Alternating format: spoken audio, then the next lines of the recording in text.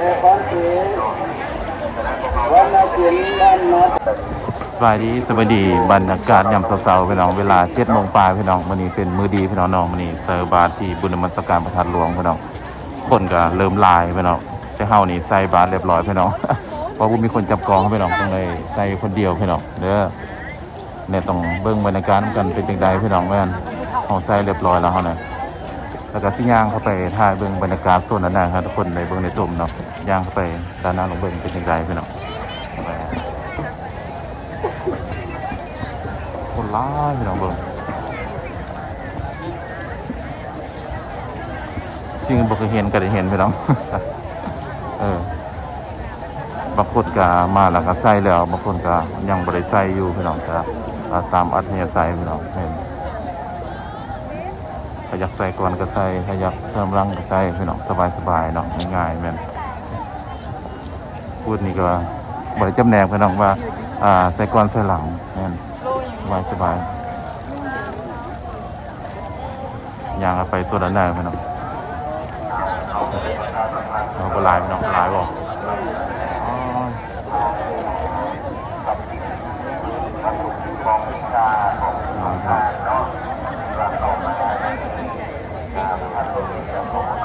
คืบางทานมาใส่เช้าพี่น้องมาใส่ตั้งแต่6 โมงปลายพี่น้องแม่นมาใส่แต่4-5 โมง4-5 โมงเช้าก็ใส่ได้พี่น้องแม่นใส่แต่เช้าเนาะเฮานี่มาใส่ประมาณ7 โมงปลายนี่ก็สุมาพักผ่อนแล้วแม่นสุมาพักผ่อนแล้วสบายพี่น้องเดี๋ยวสิย่างเข้าไปโซนนั้นเด้อตัวนี้สามารถแบบใส่ได้อยู่ใส่ก็ได้สบายพี่น้องง่ายบ่ได้ยากมันบ่ต้องสบายง่าย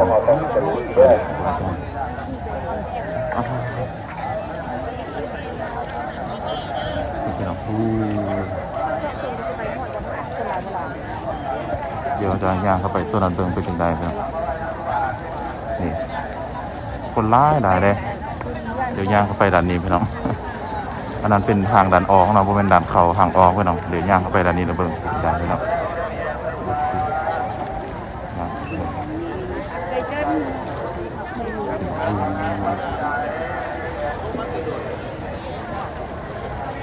เอาสมัครย่างไปได้พี่น้องว่าเราจะไปซ้ายไปขวาไปใส่ก็ได้สบายงามลายพี่น้องแม่ย่างเข้าไปแล้วถ่ายคลิปแล้วก็ได้ย่างออกคือเก่าพี่น้อง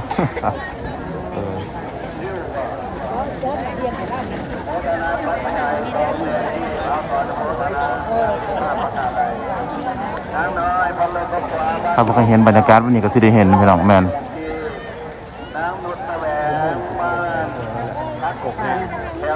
สารวัตรโมทนาปัจจัย100,000ที่ขอนโมทนาเด้อกับบ้านกับเมืองในความตลอดปลอดภัยปีหน้าป้าไม่ให้ที่เงินมีคำนำมาโมทนาหลวงปู่อาจารย์ที่เจ้าต้องได้ไปดีวงบ้านหนองแตงโทษนครหลวงวิจารณ์โมทนาปัจจัย3 แสนที่พ่อกว่าแพงมาลงแก่ไปจักเมื่อกี้เห็นว่าโมทนา1 แสนที่ต่อหลายแห่งพี่น้องสมาชิกได้คนแห่งหลายพี่น้องแม่ผู้เสียผู้ใส่แต่ก็ถ่ายเบิ่งบรรยากาศก็เนาะบรรยากาศเป็นไงพี่น้อง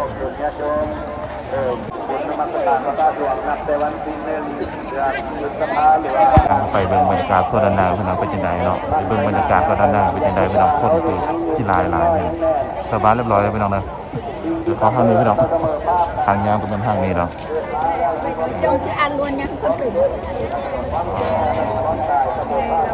ความมันนั้นได้เลยโอ้พี่น้องสบายจะนำมากินข้าวกินน้ำได้พี่น้องแม่นตามวัดยาสายเลยเนาะกินข้าวกินน้ำเนาะ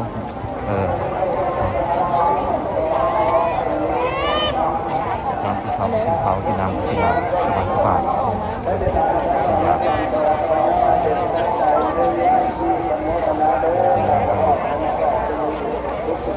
จะได้ยังไงก็ไปด้านนั้นพี่น้องวันนี้ซื้อเบาๆเลยพี่น้องเดินทางเบิ่งบรรยากาศลูกเดียวนะพี่น้องแม่น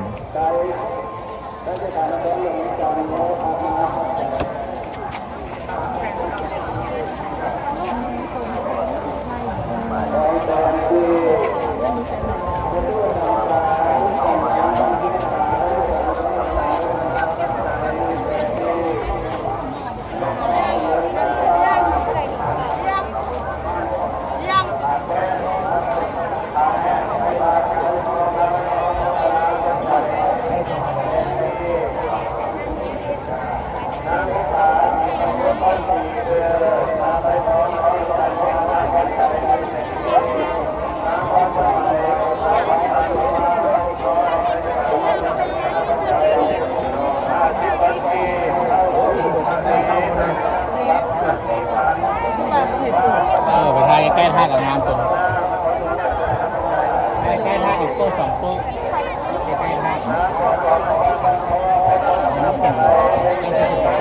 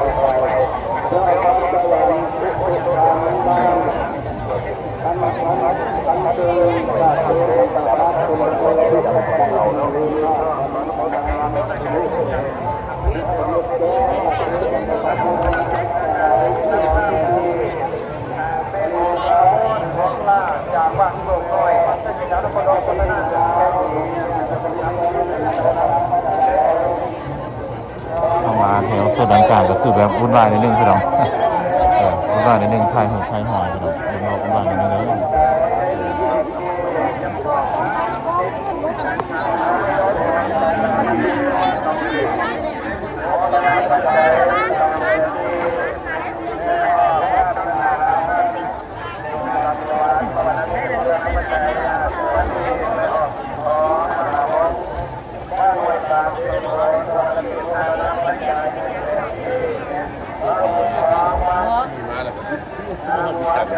เรียกไม่ได้ยากเลยเลยเราก็เป็นอย่างนั้นนะไปตามคนเลยครอบครัววันนี้จะเลยไปติดตามเขาจัดแทนที่บุญรักบุญวายพี่น้องเข้ามาด้านหน้านี่บุญวายนิดนึงเนาะแล้วก็ขอที่มาจัดของเราก็มาสงสารเจ้าตาหนึ่งแสนที่พระมหาโกศิษย์ไปอยู่พระมหาข้าประเทศพระบาทราชาโยอาณาปัจจัย500 บาทตอนนโมทนาเด้อขออาจารย์จงมีวิธีและปัญญาเป็นกำลังของพุทธศาสนาต่อไปพี่น้องในนี้ด้านนี้เดียวไปพี่น้องคนร้ายพี่น้องเดี๋ยวเสียดายนะไทยหัวพี่น้องตะกองไทยหัวมันนึงพี่น้องไม่ออกล้าไม่ออกรำเต็นพอตายพอหลวงพ่อมันหลวงปู่เป็นที่ดิรุพาแก่ขมวลไปใส่บรรยากาศด้านหน้ากับไปได้แต่ว่าอึดอัดนิดนึงพี่น้องเข้าไปด้านหน้าอึดอัดแน่นิดนึงไปด้านหน้าแต่เฮานี่บ่สามารถเข้าไปได้นะวัดมหาธาตุกรุงเทพและบรรณาจักรพาเป็นบรรยากาศสุดหล่ออาสาเป็น100 บาท1 แสนกีบขออนุโมทนารับปัจจาเด้อคอย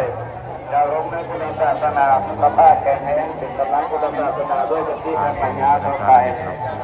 เอาคนญาโยมท่านใดที่ว่ามาบุญญามาประทานพุทธตัวปีนี้แล้วยังไม่ได้มาบาตรบาตรเสียงยังน้ำไว้น้ำผู้บาอาจารย์ที่กองพระธาตุสำคัญแก่ยังเดินจะเดินพอเด้อให้ติดใจขาดจะเป็นมานักการหมายไว้ให้คุณทำตามตาเพื่อไปพี่น้องจะบุหูสิไปแล้วเด้อพี่น้องเพราะว่าคนล้างแห้งพี่น้องคนเนาะได้ร้านนี้พี่น้องไปทางคนถ่ายหินด้วยกันก่อนโอเคนั่นแหละทุกคนเนาะถ่ายอินเสิร์ตนิดนึงพี่น้องถ่ายอินเสิร์ตแล้วก็สิได้กลับแล้วพี่น้องมื้อนี้แม่นมื้อนี้รู้สึกแบบคนหลายพี่น้องมักหน้าหลายตาเนาะบ่เคยเห็นก็ต้องได้เห็นพี่น้องบุญพันหลวงปีนึงมีเพิ่นนึงพี่น้องก็ต้องได้มาพี่น้องสาบานญาติดำทำบุญทำกุศลนั่นคือว่าอะไรพี่น้องแม่นจากเมืองจำพอดแฝงตะวันตกเฉียงใต้นำเดินเป็นจังหวัดเด้ออนุโมทนาบุญแล้วโมนามี1 แสนกีบเนาะจากแฝงตะวันตกเฉียงนะครับแล้วจะดีมีแห้งว่าคนที่ไม่ออกมาร้ายกับตีกายเนาะสบายพี่น้อง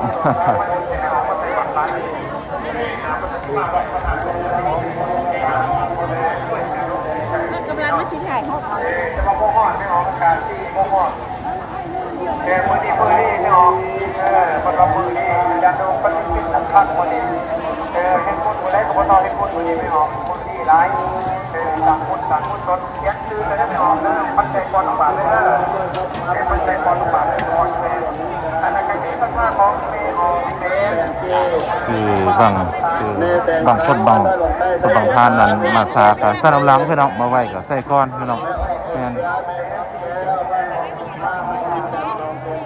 สบายพี่น้องเด้อมื้อนี้เนาะอากาศบ่ใส่หลายมื้อนี้เนาะบ่มีฟ้ามีฝนยังพี่น้องสบายเนาะ ทางไทยเมย์น้อยทางพันเมย์จันตะมอนมาจากบางข้อบ้านนาธรรมประเทศไทยโมทนาปัจจัย200 บาทขออนุโมทนาเด้อ 2,000 บาทขอไป2,000 บาทเด้อขอกลับบ้านด้วยความปลอดภัยทั้งประเทศก็ขอเมตตุทรงวิไลแต่ว่าต้องได้ต้องการเราจะโมทนาข้าเป็นที่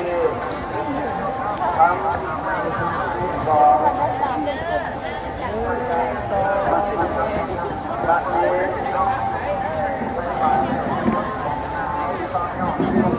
แฟนลูกบุญกว้างกว่ามาดีบ้านยังตาใช้เป็นการต้องการใช้แต่ดี มีสดนิดนึงพี่น้องคลิปนี้ถ่ายแบบยาวพี่น้องแม่นถ่ายแบบโอ้ยทักๆกันเลยเนาะง่าย คนจะได้รู้ว่าปัจจัยได้นอก มาถึงจับ เราให้สุดเลย น้ำก็รู้ตัวจริงน้ำท้องน้ำท้องแต่ที่ธนาหนึ่งแดงที่น้ำแผ่นบุญมันนี้บ้านโนนสว่างที่พุทธบอก พี่น้องคลิปนี้ก็ส้มมาพักผ่อนสมควรพามาพี่น้องคลิปนี้ก็สมควรเด้อสมบัติจะนำเนาะสมบัติจะนำปีนึงมีเท่าเดียวพี่น้องคนกับหลายบางนาหลายตาเนาะซึ่งพวกเฮ็ดที่เห็นประกันใหม่ๆพี่น้องแม่นก็ฝากพี่น้องอย่าลืมพี่น้องเด้อกดไลค์แล้วก็แชร์ Subscribe ไลค์แชร์มาแล้วพี่น้องอยู่ไสพี่น้องคอมเมนต์มาหลายๆเนาะแม่นคอมเมนต์มาหลายๆแล้วพี่น้องว่าทำไปทายอยู่ไสไปหาอยู่ไสได้ที่นู่นนี่นั่นเว้ามาพี่น้องง่ายๆสบายๆพี่น้องก็จะพาเลาะพาไปทุกอย่างพี่น้องแม่นซึ่งไปได้ทำไปพี่น้อง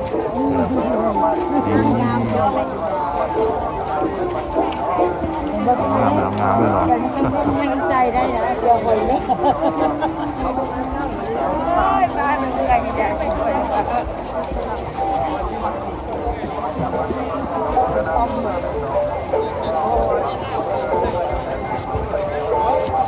นี่แต่พูดอะไรจอมสว่างใช่ไหมเขามาต้มเดือนเนาะก็นี่ตลอดไปฮะตัวสาย